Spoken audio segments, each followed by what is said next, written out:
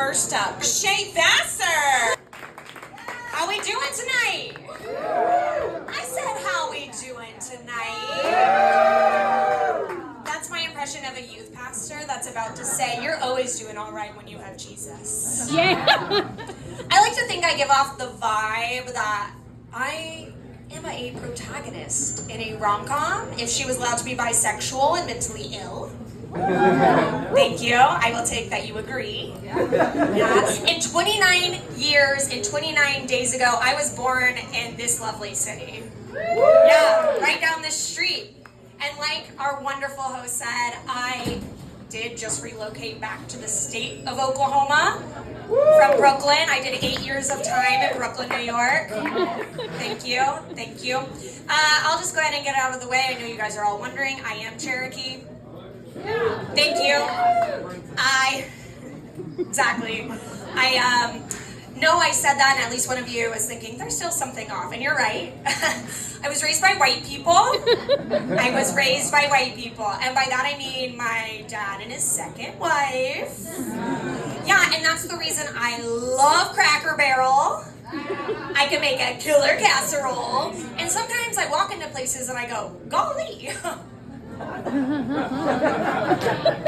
But my nativeness, that's pretty cool too. It gave me generational trauma, a dark sense of humor, and lactose intolerance. Yeah.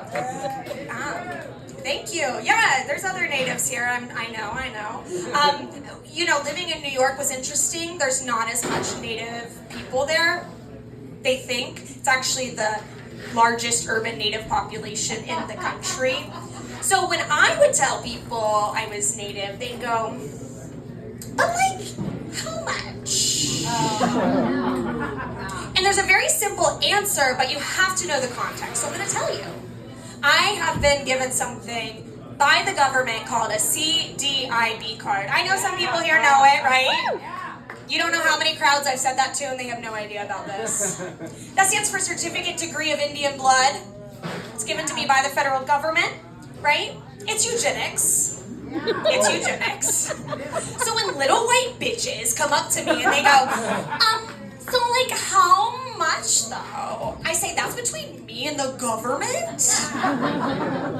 And when I tell people I'm Cherokee, they're like, oh, I'm a little Cherokee. And I'm like, oh, me too. I'm 5'2".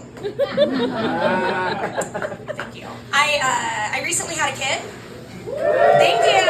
Before you get too excited, I'm talking about my 15-pound tuxedo cat named Orpheus. Yeah, Orpheus.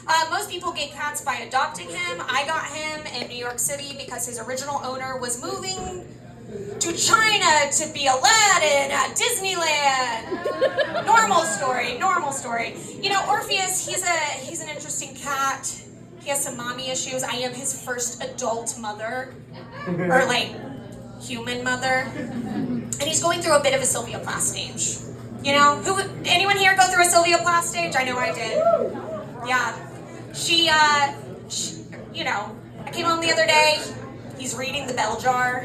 And then just yesterday I came home, he's in the oven. I'm like, no, Orpheus, it's too far. It's okay, that's a suicide joke.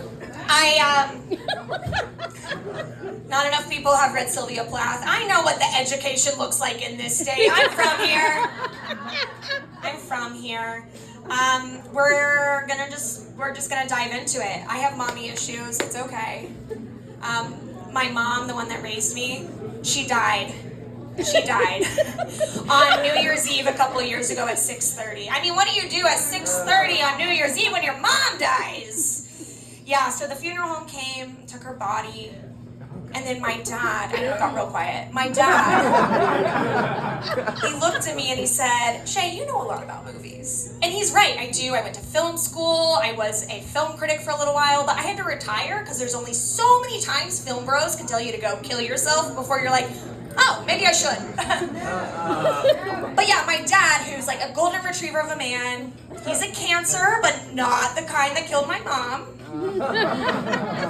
He asked me to put on a movie, and I picked a little movie from 2019 called Ma. If you haven't seen it, it's a horror film. And yes, this joke did originate as a letterbox entry. I've been Shea Vassar. Thank you so much. Give it up for your host.